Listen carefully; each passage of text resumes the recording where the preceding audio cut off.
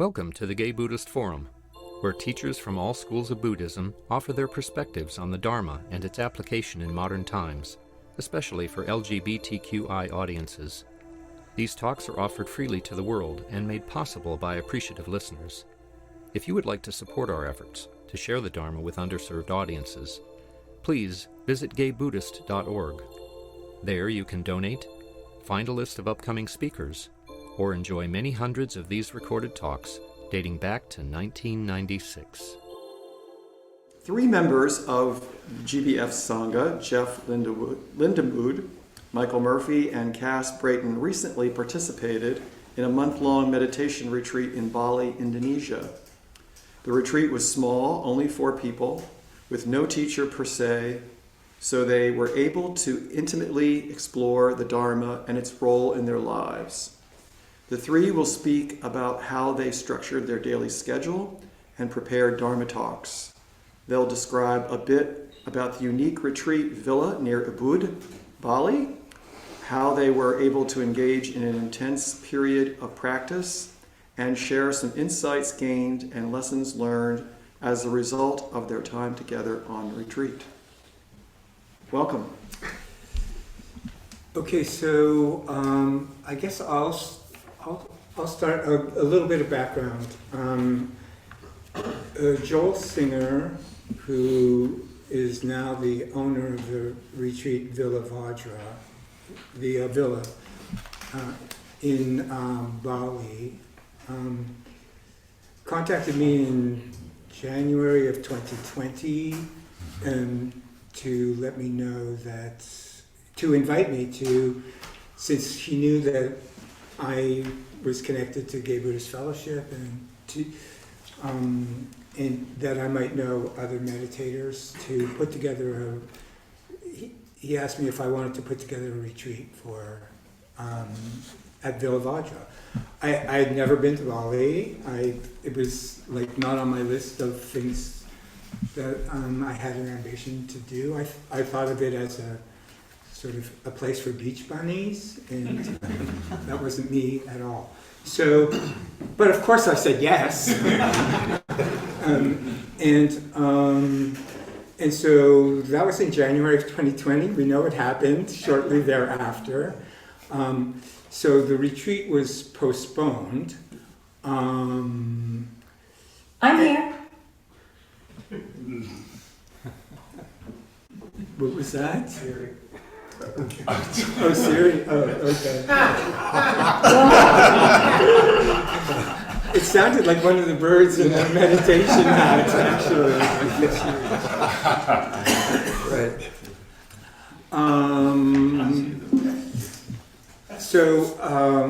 Anyway, I started asking people here once it became clear that it was probably going to happen again. It was on again for 2022, 2023. Yeah, it was this year, right? Yes. Yes. I'm still in recovery. So it was on again for 2023. So I started asking people. I thought I had to pull together like a retreat full of people, and then it turned out that it only had to be like 3 or 4, which blew my mind. Because that's not what I thought of as a meditation retreat. Anyway, I started asking people. A few people said no, and then Jeff said yes enthusiastically, and he invited Michael, and I invited Paul Brown, a friend who's a transcendental meditation teacher. So we were the 4 that ended up going. And let me just start this slideshow, these slides, as an introduction to,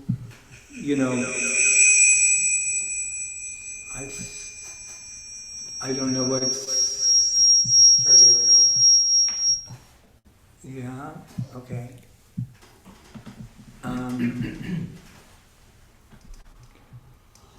So I will start the video. I will, hold on. This all worked perfectly earlier this morning. So there we go. Okay, so we took a 17-hour trip that got us to Changi Airport in Singapore, and then from Singapore, the next day we went to Denpasar on Bali. This is us arriving at Denpasar after really a long 24 hours. So Villa Vajra is this sort of, from the road it seems very nondescript, but you enter into it in the front section. Here's Joel Singer, and Nirgrantha is in the portrait. This was our first meditation was in Joel's personal meditation room. So you enter into Villa Vajra, and the first thing you do is you come to these rice fields, which had just planted. I think the week before we got there, they had just planted a new crop of rice, which grows very quickly. So by the time we left, it was pretty full. So this was 4 weeks later. The field was, and so you have this incredible sense of spaciousness. I mean, that was the thing that hit me first. So you cross this little wooden walkway, and you get to the villa itself, where our living accommodations were. There's a beautiful pond with lotus flowers and a lot of goldfish in a pond between the buildings. This is Ganesh. There are several Ganesh statues around the property. So this is the main area of the villa itself. It started out as, it was basically a 5-star villa for basically rich tourists that was set up created by this psychiatrist from New York whose name was Nirgrantha, and he was a Buddhist practitioner. So shortly before we arrived, I think in about 2019, Nirgrantha passed. And at that point, the villa changed into, became instead of a tourist destination, it became a retreat center for Buddhist practitioners. They set up a trust in order to make that happen. And so we were one of the first groups to take advantage of that opportunity. This is the Vajra, an ancient Vajra that they have in the living room. This is the master bedroom where Jeff ended up spending a lot more time than he intended to. The last 2 weeks,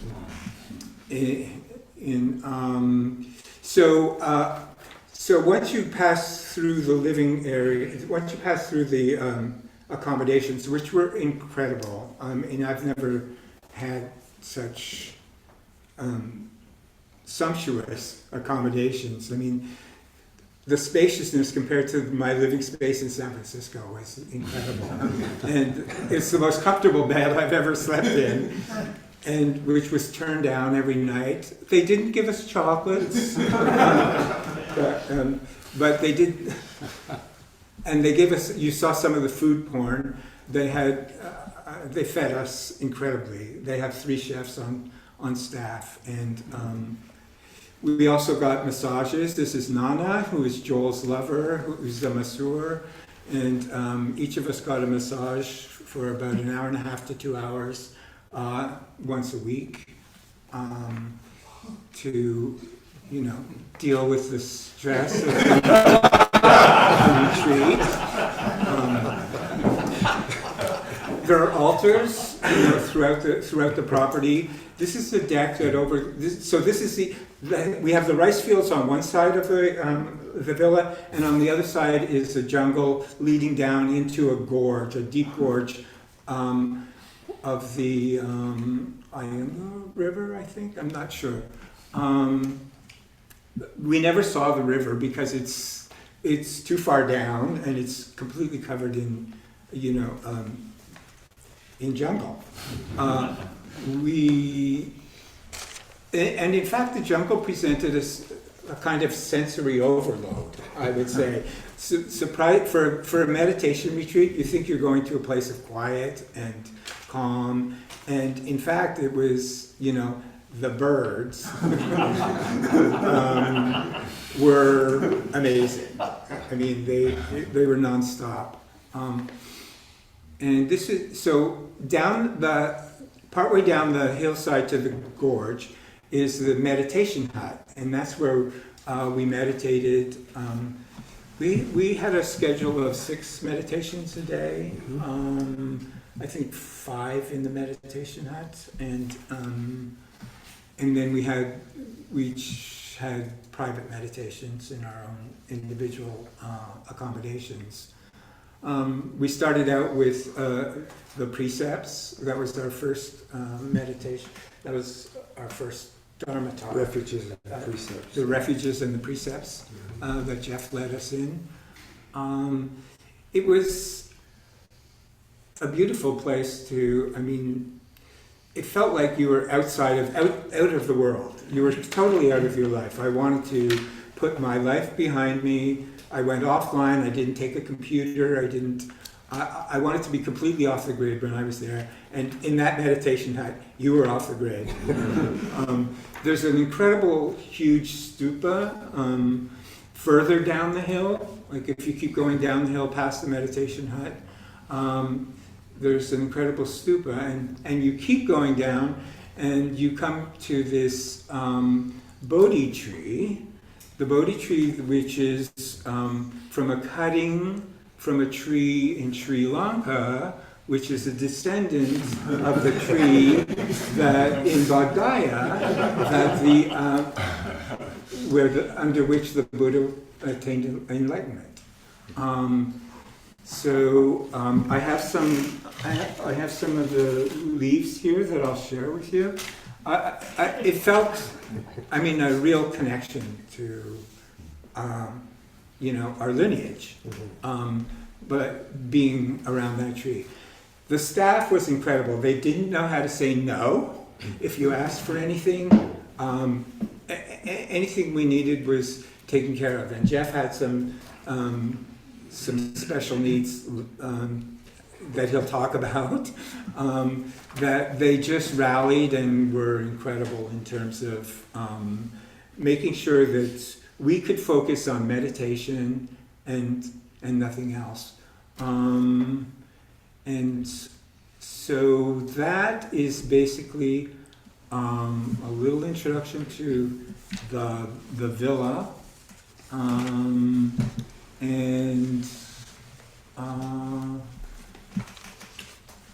don't know if if there's anything else I could say about that. But we were there, we had, all of our needs were taken care of. So we were there to meditate and to focus on practice. That's right. And that setting really, really supported it. It was a bit like pinching ourselves every day to make sure we were really there. What's the catch? That's right. How did I get invited to this party? And but it really motivated. We really wanted to make use of the opportunity. So nobody skipped classes or meditations, and it was very earnest. And Ernest. We came up with, it was self-guided, we came up with our own schedule, and during the scheduling creation, one of us said, well, I can see we're going to have to schedule in some ridiculousness. There were 2 sisters of perpetual indulgence and a radical fairy and me. So Sounds like the start of a joke. anyway, we did have 6 meditations planned a day, and we had each day we had a Dharma talk, or someone shared their spiritual biography one a week. And I'll give you a list of some of the topics we came up with. First of all, as Michael pointed out, we had over 100 years of experience between all of us. We didn't think of it like that at the time.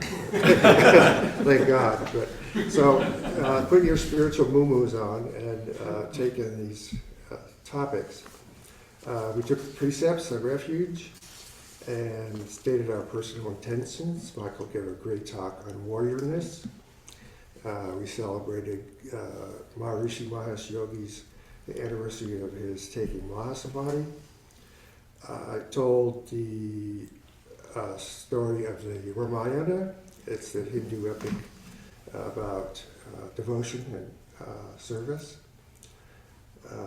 There was much talk about Pema Chodron, Alan Clements, soul motion and physical movement, Advaita Vedanta and Ramana Maharshi, physics and neurodharma, and not least of which is Popeye, Pointer Sisters, and string theory.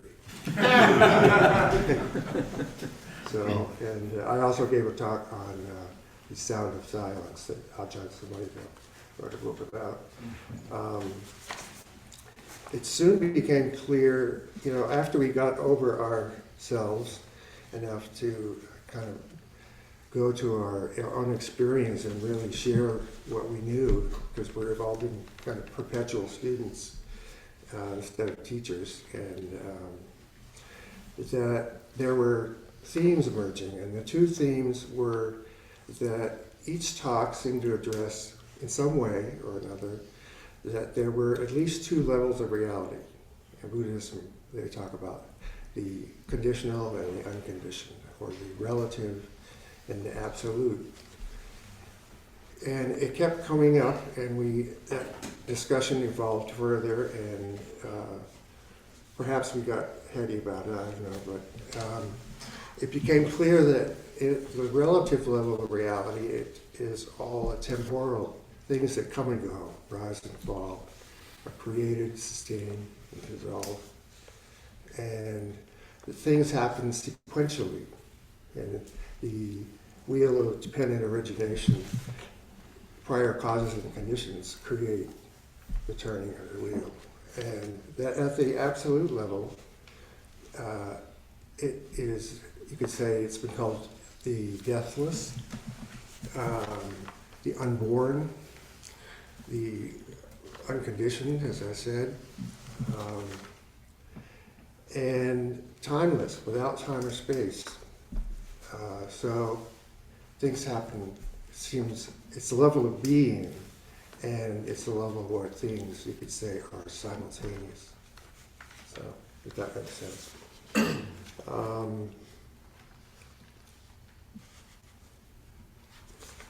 On the 15th of February, halfway through the retreat, I don't know if you noticed the steps in the slideshow, but I fell down them. It was later than usual, and so it was dark, and they weren't well lit at the top.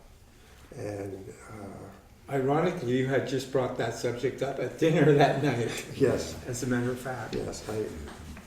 When Joel asked for suggestions, I said, maybe a railing, a hand railing on those beautiful steps. Which, when I started to fall, I tried to reach for it, but I really hurt myself. I was kind of airborne for a couple of feet. It's a very steep hill at the top of that ravine, and the gods and goddesses that I'd landed inside of or outside of these cement steps on my left side. Your head was off the step. Yeah, yeah. And then I didn't hit my head. So, I mean, it could have all been curtains at that point. But I knew that as soon as I fell, Cass and Michael were right behind me. I think we can all remember the sound Yes. of my body hitting. And so in sort of assessing where I was at, I knew I had something was really seriously wrong with my arm. And it turns out I had a fracture in the top of my left arm. And there were 2 broken ribs and 2 places in my pelvis that were fractured. And thank the universe that these 2 guys were there to help me get up the steps and to my room, where we quickly deduced I was going to need medical attention and that we had to call an ambulance. And so we did. And this large team of Balinese guys, which are about 5'5", and with a backboard. And, I told them, I weigh 100 kilograms, so you guys are going to have your work cut out. And there were a lot of steep steps and a really narrow walkway through the rice field to get back. And then lots more steps out to the cobblestone driveway. But they carried me out there. It was unbelievable. It was a little like Gulliver's Travels, but I was really amazed at what is devoted people. So I went to the hospital for 2 days, got pain medication, nothing fun, just anti-inflammatory medication. But it really helped, and by the end of 2 days, I was able to bear a little weight on the left foot. And so I went back to the retreat, and they hauled me, in a wheelchair up and down these steps, and back. And then I got upgraded to the master suite because it had the most access for a wheelchair, and so I could go to use the bathroom and come back in the wheelchair. But I learned a lot of things from that. And, one of them was that about the week before the fall, I had been hearing the Simon & Garfunkel tune, "Slow down, you move too fast." I really was still so excited about being there. So it definitely slowed me down. That room happened to be the only one that didn't have working air conditioning. And it was usually in the mid-80s and very humid. So I learned that if I laid still enough, long enough, I would stop perspiring. So I really slowed down. And fortunately, we just pivoted very beautifully to having half of the meditations and Dharma talks, all the Dharma talks, in my room. It was large enough that we just did that. And the wonderful staff brought me my meals. Room service. I had total room service. And then these guys were asking, "Do you need any more water? How's your coffee? Do you need more coffee?" And Paul would come in and say, "You got any laundry to do?" I really had the experience of being taken care of. And as somebody who's been basically a caregiver my whole life, that was really overwhelming at first. It was really, brought tears to my eyes a number of times. I've always wondered, would people take care of me, if I was ill or in the hospital? And I had the experience, it was like a corrective emotional experience, that there could be people who would unconditionally be there and with helpful presence and words. So that was wonderful. Fortunately, we also, by the end, I was able to sort of hobble out with the shoulder of one of the staff there. And we had fortunately scheduled another week in a villa nearby. so that we had more time to kind of, integrate what had happened, and my leg had more time to heal. So that it was 3 weeks before we actually had to fly and take the 30-hour trip from Vipassana and spend overnight in Singapore, and then 15 more hours to SFO. And so, one of the few phrases kept coming to mind. Joseph Goldstein once, after he stood up from giving a Dharma talk, he fell and sprained his ankle and had to wear crutches. And the moral of that story was, anything can happen at any time. That was very clear. Anything can happen at any time. Another one was, you probably heard it from Vin Ferraro, who got it from Ajahn Sumedho. Right now, it's like this. Right now, it's like this. And that mantra is particularly helpful. It's just helps accept what is. It doesn't imply that it's infinite and will go on forever. And also,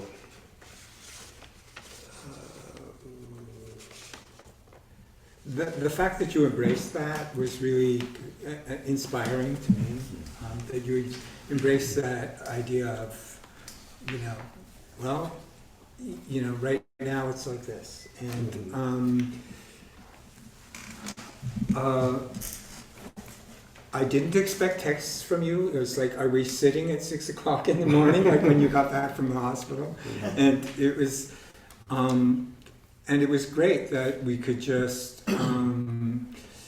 that you were, to watch you take this in and not like make you want to leave the retreat or do anything else. It's like, okay, this is happening now. Life goes on, and back to where we were. So it was an incredible opportunity for, I think, all of us to really engage in practice. It's like, well, this is not what I was expecting. It's, but this is what I'm experiencing.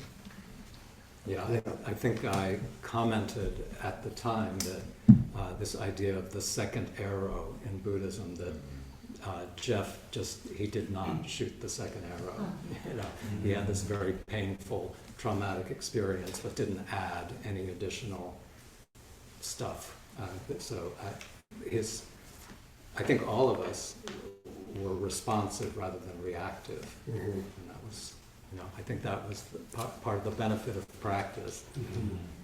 And it was a miracle that the ambulance could navigate the roads in Bali. I don't know if you've ever seen the roads in Bali, but they are packed with traffic.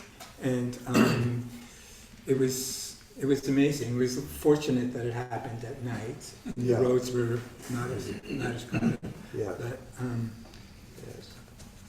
Yeah, there's nothing as riveting as pain, and I've worked in a lot of emergency crisis intervention hospital situations, so I kind of have a lot of knowledge anyway, but being, as you said, shooting the second arrow seems totally impractical, totally not the next best thing, and that I was halfway around the world below the equator, and I became very solution-oriented.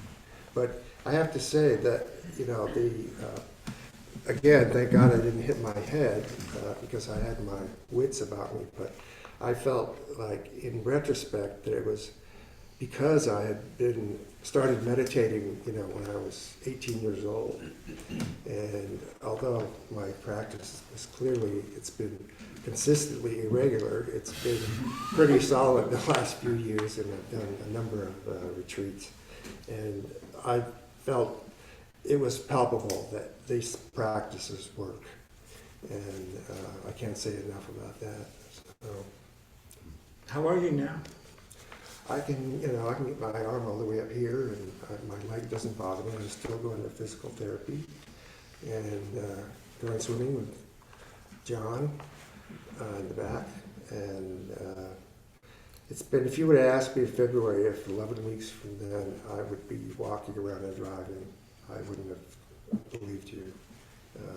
So it's been, I'm very fortunate. Great. Yeah. So I'm going to backtrack a little bit. First of all, it's so lovely to be here and see your faces. I am one of those people who, returning after a long absence, although I've participated thanks to technology. But so I'm going to backtrack and talk a little bit about preparation, because I think how we had about a 9-month gestation period planning for the retreat.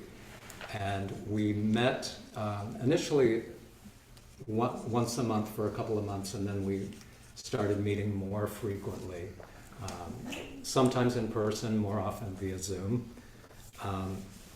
And there were, from my thinking, there were 4 dimensions of preparation. One was logistical, which was getting ourselves there, the travel dimension, which I'm not going to bore you too much with.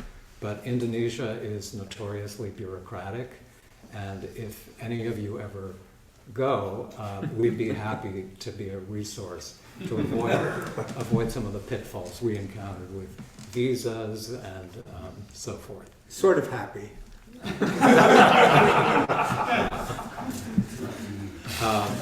So then there was the actual envisioning the retreat. What sort of retreat did we want to create? And part of that was getting to know one another's practice and sharing about how we practice.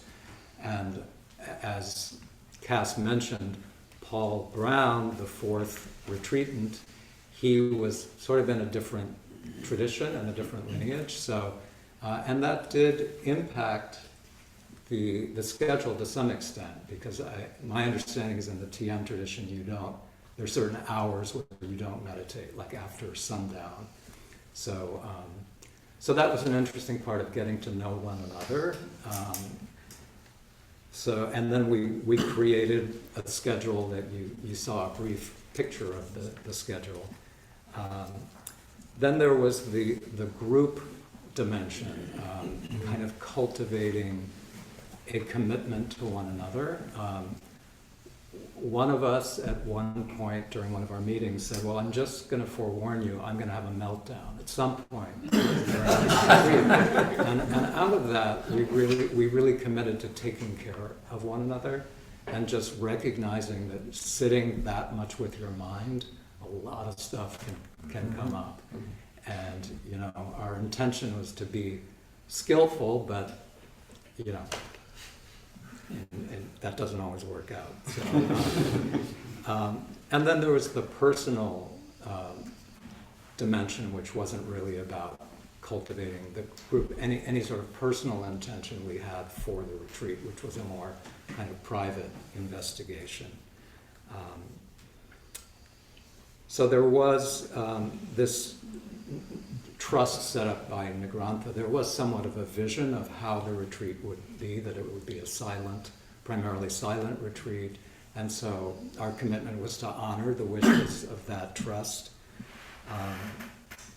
to, as I said, to take care of one another, and also to create space in the schedule. For example, after dinner, we had a time of checking in about what was coming up in our practice, or if there were any sort of interpersonal dynamics. I'm sure you've all had experiences with traveling with somebody that, we all deal with anxiety in our own ways and being out of our habitual way of being. So I think for me that was really important, that we spent a lot of time thinking about and creating some intention for the group and how we would be with one another. So personally, I had only done, the longest retreat I had ever done was 10 days.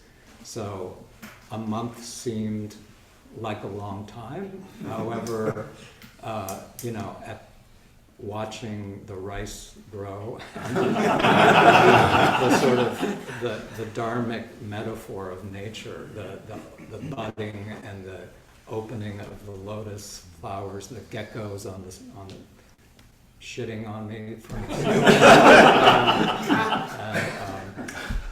so actually a month did not seem, I was ready for more, actually. I could have stayed longer, so I say that partly as encouragement. If your own minds think, oh my God, I could never sit with my mind for a month. There were so many fruits of doing that, which I think we'll probably get to talking about some more.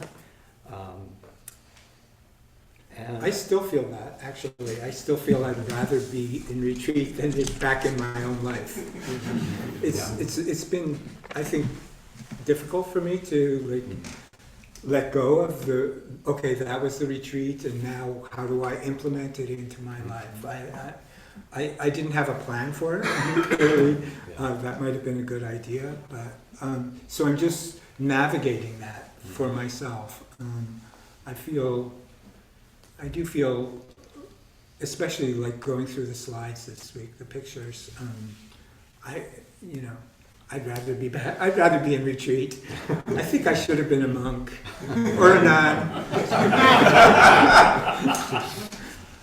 yeah. So how are we doing time-wise? We're at 11:45. I'm going to start.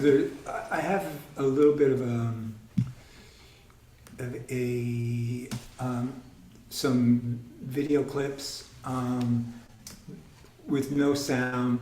I'll just let that play as we continue talking. You have to share your screen. I'm going to.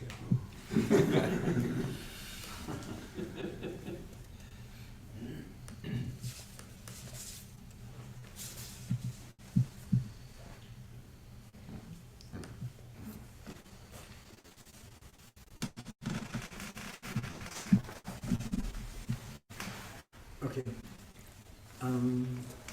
Yeah, So no, you were saying. What do we want to cover? Because I think we probably have more than we're going to get through Yeah. here. Talk more about the re-entry and retreats in general. What was it? I had the subject. I proposed talking about whether or not this was a gay retreat, and well, we didn't have a variety show. To speak of. There were some ensembles by the pool. Well, one of the things that you said, Michael, that stuck with me is that retreats are not about self-improvement. And so I think for myself, it partly was about self-improvement. I mean, I was thinking about, a lot of the time when I wasn't sitting, I was thinking about what was working in my life, what wasn't working in my life, what I wanted to change when I got back.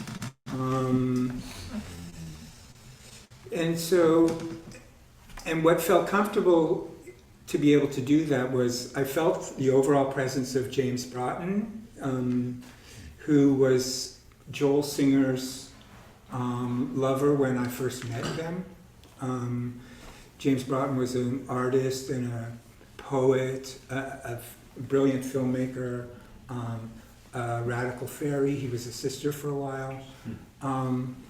And he had this incredible sense of acceptance and self-acceptance that because of the connection with Joel, who now owns the villa, I felt his presence a lot. I mean, he was on his picture was on the altar when we had our first meditation.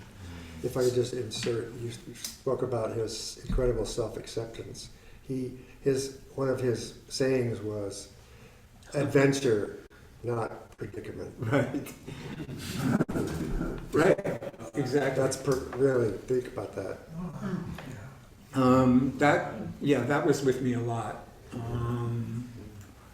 And another thing that was with me a lot during sittings, especially, was when my mind would start to wander was nowhere else to be, nothing else to do. And it was just like, be here with the birds and the geckos and everything else. And keep everything else on hold. I was so glad that I didn't take my computer with me. I stopped taking photos at a certain point because it was taking me out of the retreat. It was, I really wanted to be in a silent retreat away from the world. Now, you're with a group of gay guys, it's not going to be that silent. Things have to come out. And so I think in that sense, there was sort of a gay playfulness that happened among us, like that might not be in a more traditional, might not have happened in a more traditional retreat, but I think it was more about us as people, not just the gay part of our identity. I think that was being explored for me. Yeah, Jeff mentioned that one of the themes being about the absolute and the relative. And for me, a lot of the retreat was about exploring right relationship of my ego to the larger self with a capital S. And for me, being more identified with that larger self is a lot about expanding identity and letting go of identity. So that place didn't feel particularly gay. That felt more like the relative dimension. And there's no devaluing of the we all have to deal with that. But for me, that was the great benefit of the retreat, was not taking things so personally, like just recognizing the right relationship of my ego to my life. So I'm super grateful for that. The open-heartedness and the generosity of the Balinese people and the people who worked at Vajra really spoke to me. I mean, I felt all the men were gay, so you just, because that gentleness and that sort of attention, I feel are like qualities that at our best, gay people, bring to the party. I have to say, after my injury, that, it was very visible. I had an arm sling and I'd be in a wheelchair. And almost without exception, when I met Balinese people, or the staff would come at first, they'd say, I hope you get well soon. May you get well soon. Organic, everything organic. May you get well soon. Yeah. Yeah. They had the greatest empathetic joy of a people that I've ever encountered. It was wonderful. Yeah. So, a word about... What questions? Yeah. Oh, yes. Matthew. Oh, go ahead. I just wanted to have you clarify, because I think maybe the group, not everybody in the group understands that through that trust, your accommodations and your food and everything was free, right? Yes. Freely It given. was freely given. I mean, we were given the opportunity to, offer Dana ourselves at the end of the retreat. But yes, like the Dharma is freely given. Wow. Awesome. How's that? Yeah, I just want to appreciate the fact that you created something like this. I think that there's something really powerful about friends doing a teacher-less, leader-less kind of a retreat in a way. It's like your own inner teacher is called for much stronger because you don't have that teacher, telling you and informing and teaching. So I think it's really powerful in that way, and in a way, it's what we're trying to do in our lives, right? When we return out of retreat. Right. But I was also curious about, because the experience of being in that culture which you're speaking about and on the land, and how you felt. I mean, you've spoken about this, but if you could say more about how the land itself contributed to.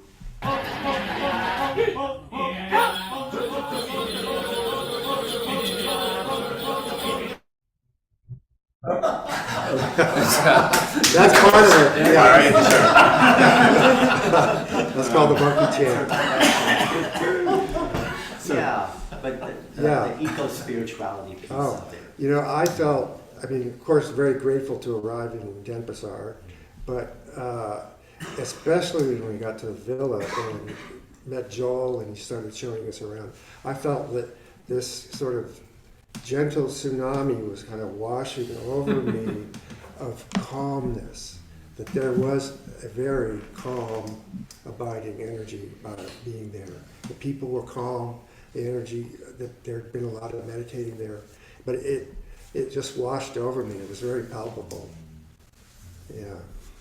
Yeah, there was also an incredible sensuality in the tropics, the fragrances, the sound of the birds, there were frogs in the koi pond, so it all felt like a teaching. Yeah. Beautiful. Mm-hmm. Yes, Don. And the spaciousness, I would say, the spaciousness really spoke to me. It was like you really opened to your breath. I haven't been here for 15 years. I started in 1995. Thank you for that. How good it is to reconnect. I'm just sitting here kind of overwhelmed with the wonderfulness of this group. And well, boy, I missed you. It's centering for me now. I'm 95, and it's absolutely marvelous. The other thing is, I'm remembering also when we first moved into this place, back in about 2000. And with technology now. So I just considered it, but it was, and we didn't really know what to do with it. So thank you so much. It was really, Thank you. I think you've protected whatever. Thank you. Yeah, I thought about this group a lot too when I was there. It's like, oh, too bad they can't be here. Too bad. Not that. You can say more about the fruits of the practice. Oh. The fruits, yes.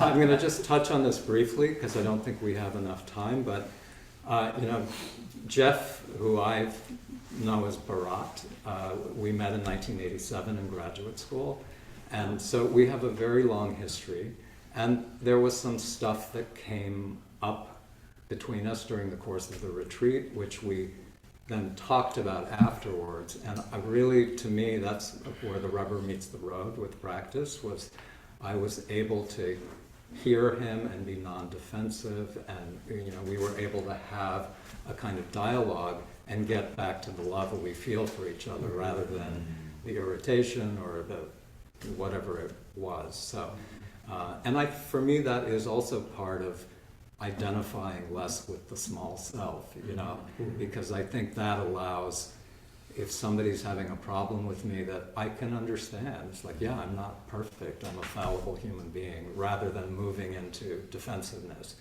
And that's how I want to live my life more, show up and not defending my ego. Yeah. And as you put it so beautifully at one point, that one of your goals in life is to have your own back. I mean, I felt being there that we had each other's backs, and that ultimately that's something that we each want to have for ourselves, is to be totally present and compassionate with ourselves. Yeah.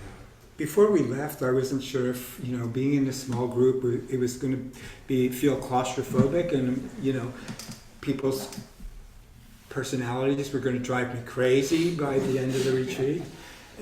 But it didn't happen at all. I mean, I felt it was an opportunity to really gain a new appreciation for people I had known for a really long time, like Paul for over 4 decades, and for you guys for a long time. So it really, is an opportunity it's something to not be afraid of, a long retreat, I would say. It's something that you can really grow into. And on that and note, grow out of. Yeah. The value of a long retreat, I've been on a lot of retreats. In fact, my friend asked me once, when are you going to go on an advance? Well,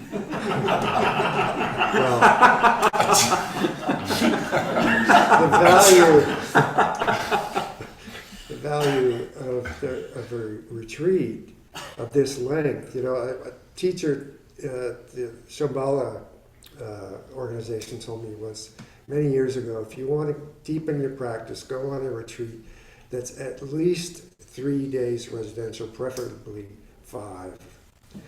And that became so useful to me, because I've noticed I don't like to do weekend, day-longs or things. But every retreat I've gone on, the first 3 days are like what I call the swamp. My inertia, my mind fighting, letting go, and being very tired and kind of cranky, and about 5 days into it, then the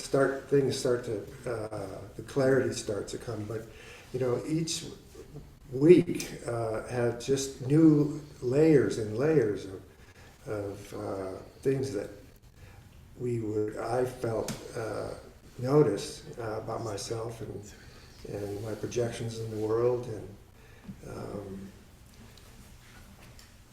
and the world.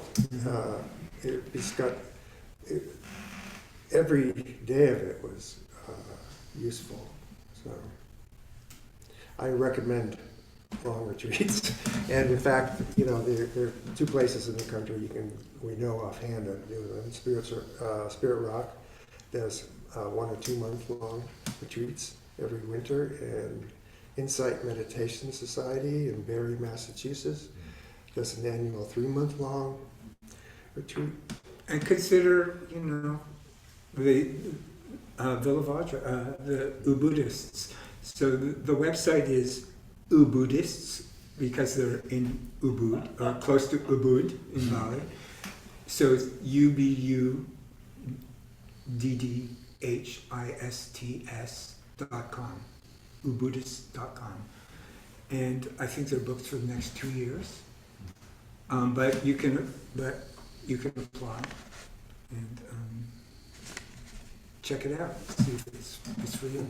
I never would have thought that it was, but Joel said this is an opportunity of a lifetime, and it was. Yes. Just curious to see a show of hands. How many people would be interested if GPF did a week-long retreat?